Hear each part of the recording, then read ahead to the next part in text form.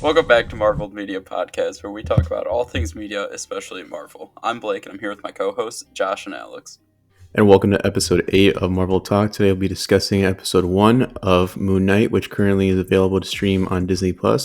So if you haven't done so already, make sure to go watch it before you watch this video, as this will contain spoilers from the episode. Alright, so obviously, my, original thoughts was I liked the episode, as I feel like most people have from, the reviews that I've seen. I thought it was, interesting the way that they we've just followed from Steven's perspective, anytime he switched, we didn't get to see, Mark in action, which I loved the switching, the face he made and, the sound that was going with it. I thought that was really cool, and I liked it. But I don't know, I don't really like Khonshu's voice actor that much. But other than that, I thought it was a really solid episode. I liked Arthur a lot. Yeah, I also agree with you about Khonshu's voice. I don't know, even I've rewatched the episode, so I've seen it twice now. Originally, Steven's accent was bothering me, but the second time, kind of got used to it, and I was fine with it. I thought also it was a bit humorous when anytime there's any funny moments with that voice, and kind of made Steven a better character, in my opinion. But Khonshu, just even rewatching it, it still bothered me. It seemed off. It was a little awkward at times. I just did not care for it, and I did. At one point, I know we talked about how you thought he kind of sounded like Liam Neeson. There was one point I was like, you know what? I could actually see that it did sound originally like his first intro of his line. I was like, you know what? It did kind of sound like That's him. what I'm saying. Like, okay, I see. Yeah. But overall, I liked it. I liked the fact that the character he was kind of awkward with things, and also how it's kind of slowly setting up that stuff wasn't adding up, so we could later be introduced to Mark. Overall, I really like Steven, to be honest. Yeah, I agree. It serves as his personality serves as a good introduction to the show. It feels like he's the most relatable to any common person. So it only makes sense that he would be the one that's mostly in control.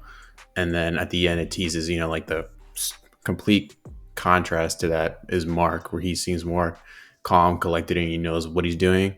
And Steven is the total opposite, where he's just kind of he can't get his life together. He's bouncing back and forth, so it serves as a good introduction. And you see his day-to-day life. He can't really have a normal life because of what he has to deal with. You just saw he went to bed and then he woke 3 days later, and he didn't even know if it was a dream or if it was real until Arthur shows back up.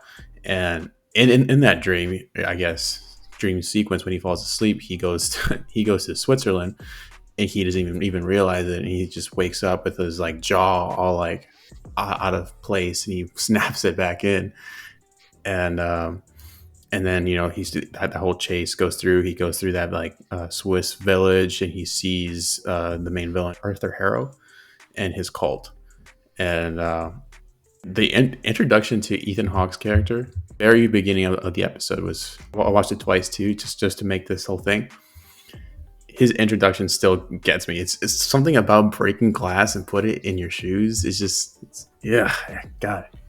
I just thought it was kind of weird that they had Quentin Tarantino direct the opening scene for this, and then he didn't direct the rest of it. I just thought that was kind of weird. They had another foot shot with Oscar Isaac when he gets out of the bed. They put a lot of emphasis of him stepping in the sand. Then you got to see a footprint. True. Yeah, as an avid hater of feet, honestly, that's the reason why my rating for the show, it dropped a bit right there. Especially the second time watching it. It made me sad. Made me sad. Made me cry.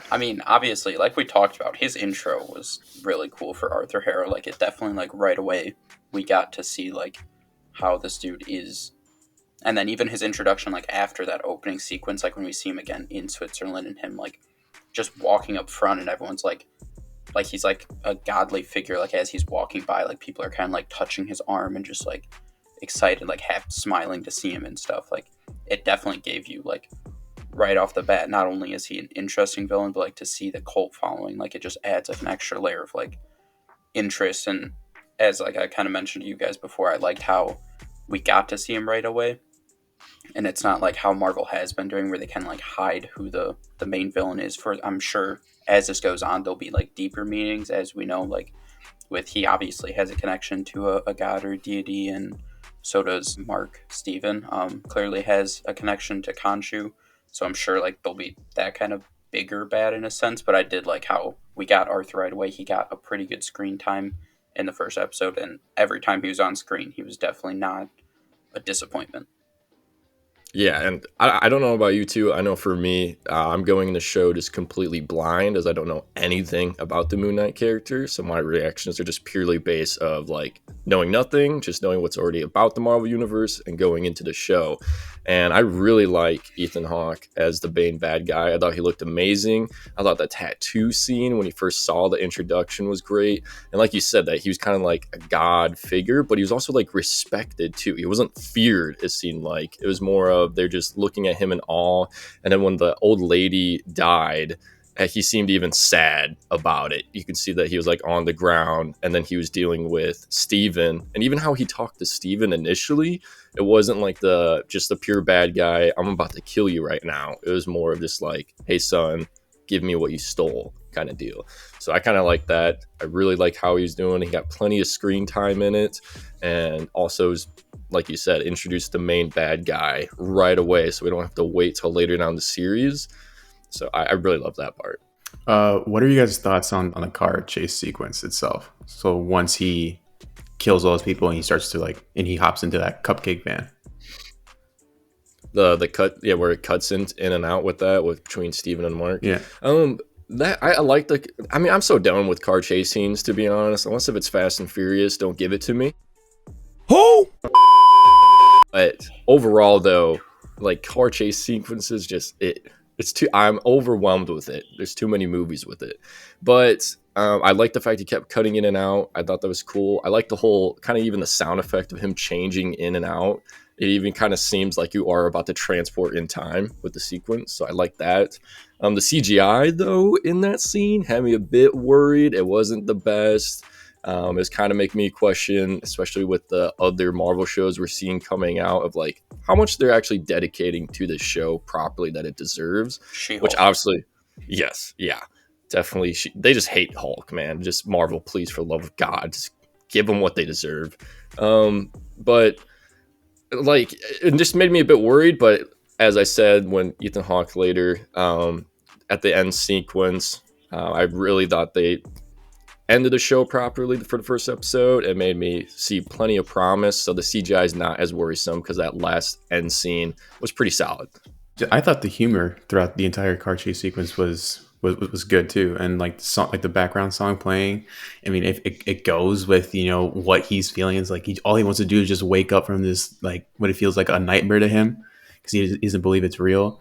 And the song playing is "Wake Me Up" by Wham, and it's like that's all he wants to do, just wake up, because it's like he can't believe he's in this car chase. He's basically running for his life here, and not only that, he's also hearing voices like telling him that like he's an idiot, like switch back, and he's so confused.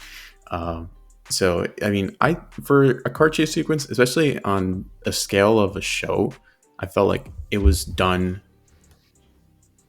the best way they possibly could. Could they have improved it? Probably, but I mean, I feel like for what it was, they did pretty good on the car chase sequence. Yeah, it was good enough. It was good enough. Yeah. Yeah, I thought the whole, even like to go back to like how Arthur was like talking to like Steven, like you said, like at that when he met him like in Switzerland, he was like, "Oh, just return it."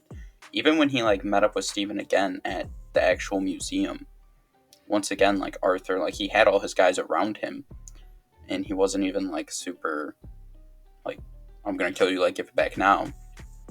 And then he did the whole weird tattoo balancing the scale thing, and it just kept like going back and forth. And he was just like, "Oh, there's chaos in you." And then obviously he took off, and then Arthur was like, "Let him go." And then he sent out like the jackal after him, and was even like, "Oh, give me back the whatever that whole thing was called. Like I'll let you live." So like even in that sense, like Arthur isn't like he's really calming. Right, like he's That's just what like I really like about him. very just like chill, like, "Hey, just like give it back." which I mean, probably part of that comes from his whole. I wonder if we'll get to see his relationship with his like god or deity compared to how like Mark/Stevens is, because like it's very clear when Khonshu was talking to him, like Khonshu's like, oh, to Steven, he's like, this guy's an idiot, like you're useless, like give me Mark back.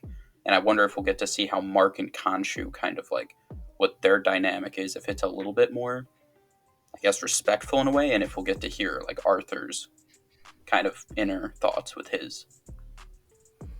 Yeah, and I really liked Steven and Mark's interaction. It kind of almost seemed like I said, I don't know anything about the character, so this might be obvious knowledge, but from my reaction, it seems like Mark is almost like a protective brother of Steven in this episode. Like Mark knows what's going on, but he tries to give Steven as much time as he can to live his life.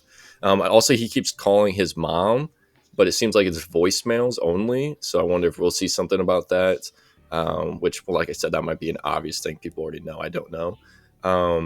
But I actually really like Steven's and Arthur's interaction when it came to in the museum, like initially, how they were talking about the Egyptian history and everything. I thought that was pretty sick. I like the interaction. It's kind of showing Steven more as a useful character in that moment, in my opinion. But I just really like the Mark and Steven interaction. Like it almost seems like an older brother protecting him.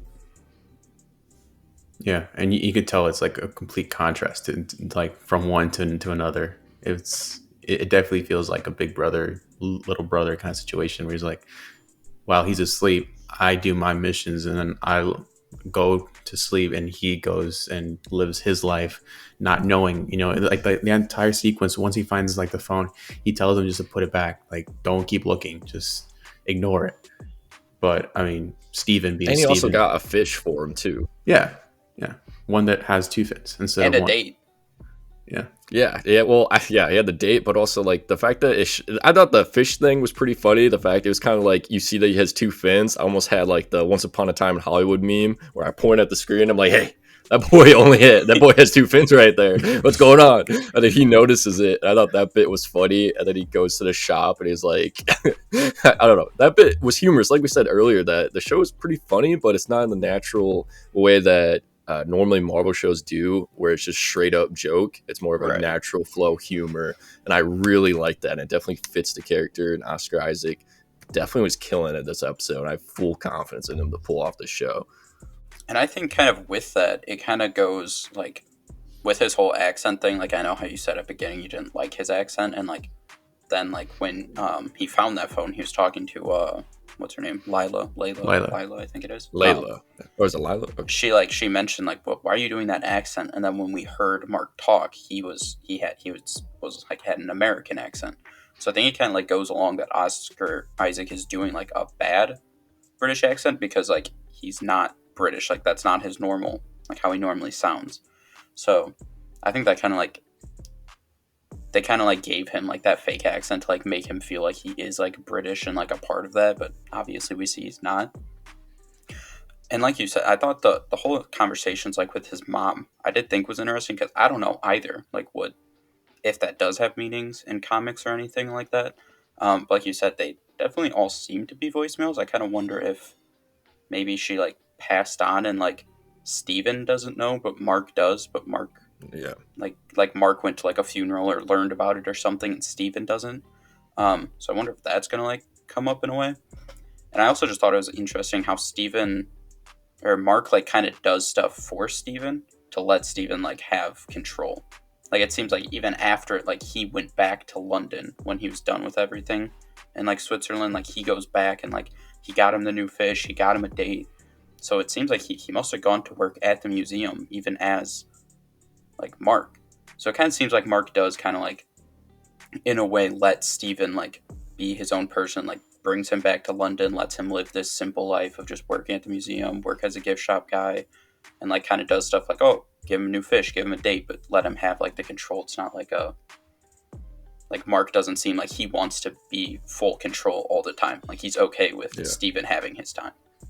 Yeah, especially in the end sequence. I mean, you can see like Mark it straight up seems like an older brother. Like he's talking like, hey, I got to take over now. You got to just trust me. Just trust me, bro.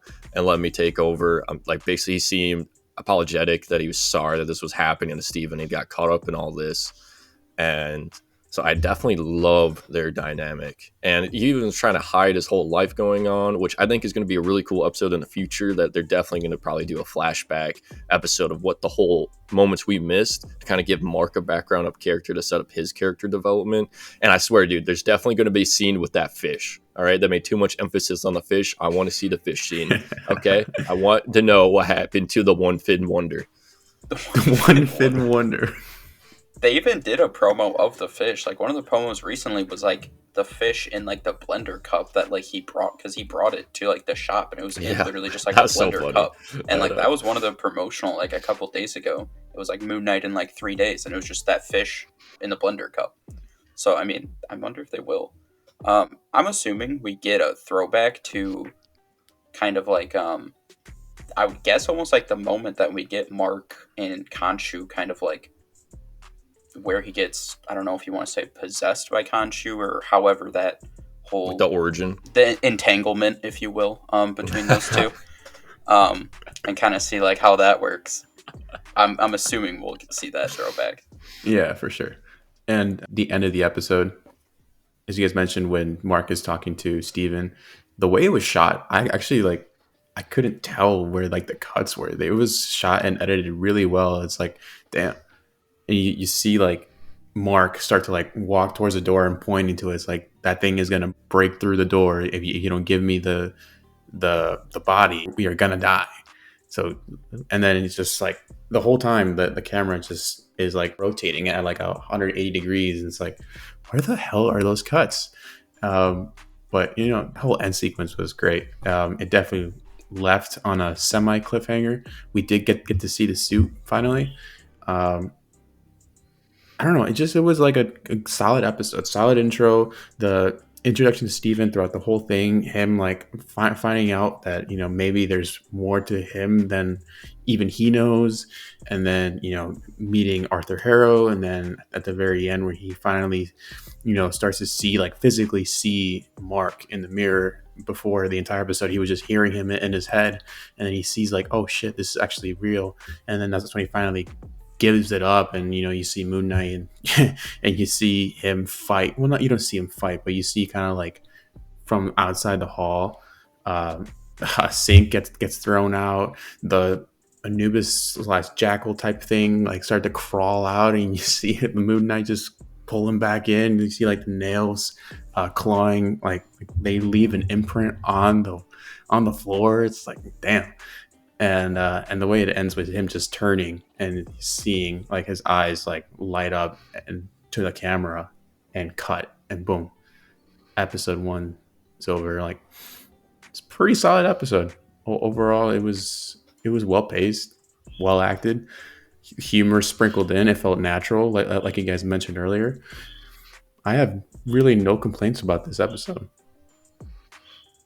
Yeah, I really like the ending too. When he was like switching over to Mark, you can see the like symbols in the background flashing all around. And I didn't know going into this that it had such a basis from like ancient Egyptian culture, which as a history buff, I love that. I think this is so fun, totally new territory.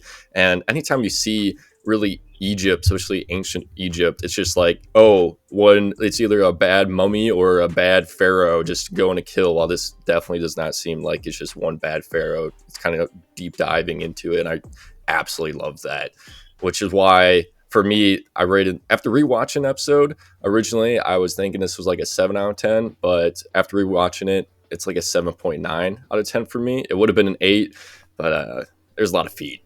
I just can't handle that. Yeah, I gave it like a 7.3. For me, it's an 8 out of 10.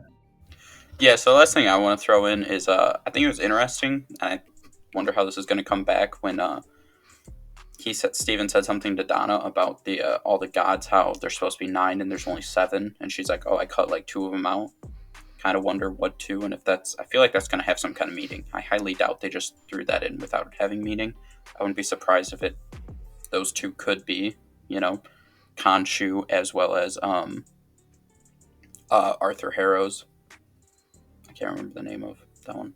I can't remember either. Something like that, but that's really my last thought. Is I wonder how that'll come up. But I think that's going to wrap up this episode. Be on the lookout for on Tuesday during Moon Knight. Tuesdays will be our regular videos, and then on Thursdays will be our Moon Knight videos. So next Tuesday we'll have our ranking of the MCU shows before Moon Knight, obviously, as we're just now getting the first episode. And then Thursday will be our episode 2 reaction. So be sure to subscribe to the channel, leave a like, comment down below if you have any thoughts about where Moon Knight is or your thoughts on it. As well as our TikTok, Instagram, Twitter. Follow those along to see our posts, as we're going to kind of start posting on those. And we'll see you guys next time. Peace.